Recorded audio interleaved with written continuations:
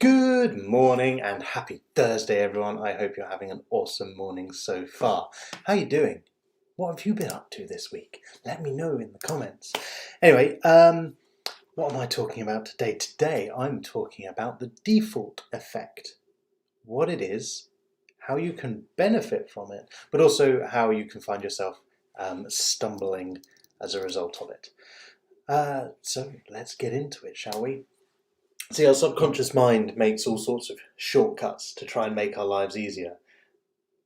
And that is something that can absolutely be exploited effectively by companies, advertising, and all sorts of other different ways that people can take advantage of that to manipulate us into making certain choices. Sometimes this is a good thing and works out well for us. Sometimes it works out very well for them and maybe not so well for us. It's not that these companies are big, bad, evil companies that are taking advantage.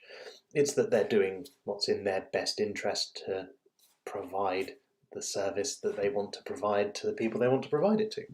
It just sometimes doesn't work out so well, but other times it really can. So what is the default effect and how does it work? Well, it's really simple.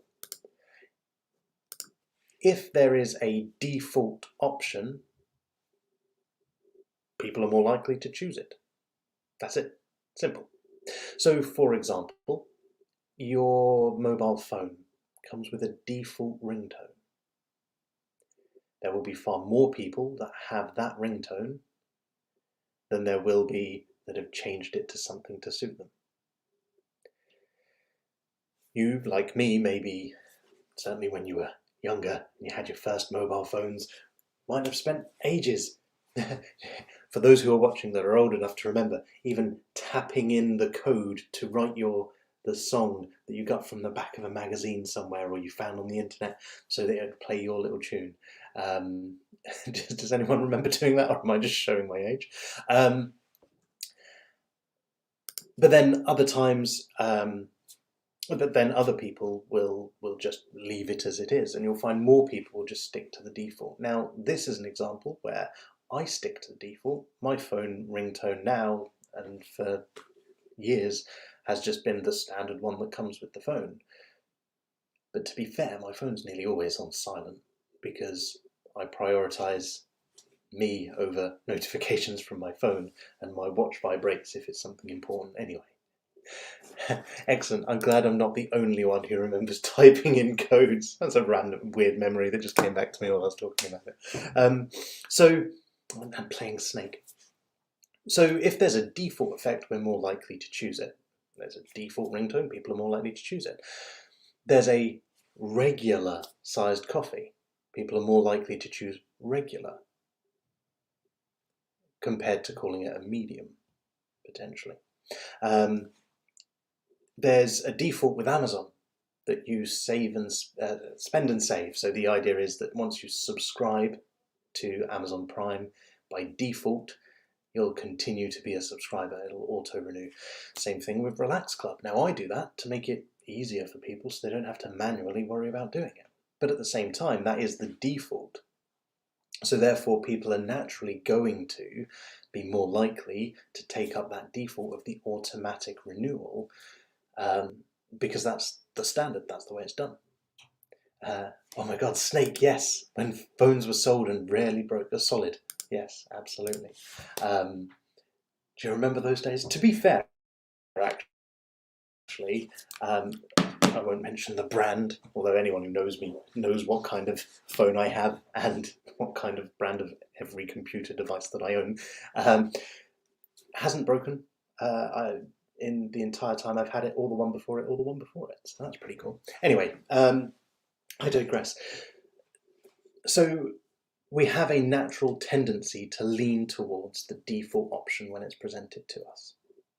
Now, from a business perspective, those of you that are business owners, it's worth being aware of this and using this well, because what you may have is you may have defaults in place just because it's your standard way of operating, your default way of doing things. And touches on a different bias, the status quo bias, which I'll cover in another video. But if you've always done things this way, it's easier to carry on doing things this way. But it could be that your default may not be what's best for you or what's best for the customer. And actually, if you find a way of arranging your business and presenting your business so that the default option is what's going to be best for the customer, that's going to benefit your business as well, and through putting the customer at the center of it. So it's worth having a think from a business perspective. What is your default interaction with a customer? What's your default offering to them? And actually, would it be better to position that slightly differently? Now, there's mass defaults, like the Amazon thing. Everyone who uses this platform, the default is this. There's also custom defaults, where you can recognize and identify the type of customer that's in front of you, and therefore they might have a different default to a different customer. People who like this might also like this kind of recommendation, so you can find a default that serves in that way. But what does it mean for you? Well, when it comes to making better decisions for yourself, when it comes to making a buying decision, pause and take a moment to question, what is it that you want? What is it that really matters to you? Not what is it that the advertising wants, not what is it that the board wants. If I present a deck of cards to you, or if I lay cards down, face down in front of you, if I were to lay down 10 cards, you're more likely to reach for number 7. If I lay down 4 cards, you're going to go for the one that's right of the center. Why? If you're right-handed. If you're left-handed, it will be the one that's to the left of the center. You're more likely to choose number 3.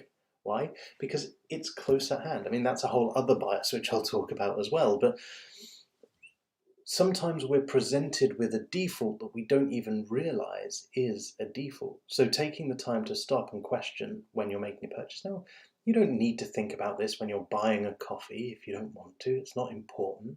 But when you're making bigger purchasing decisions, or when you're making choices for things that are going to impact you for a longer period of time, I highly recommend just stopping and taking a moment to consider where your choice is coming from, and if you're having a default sold to you that may not be in your best interest.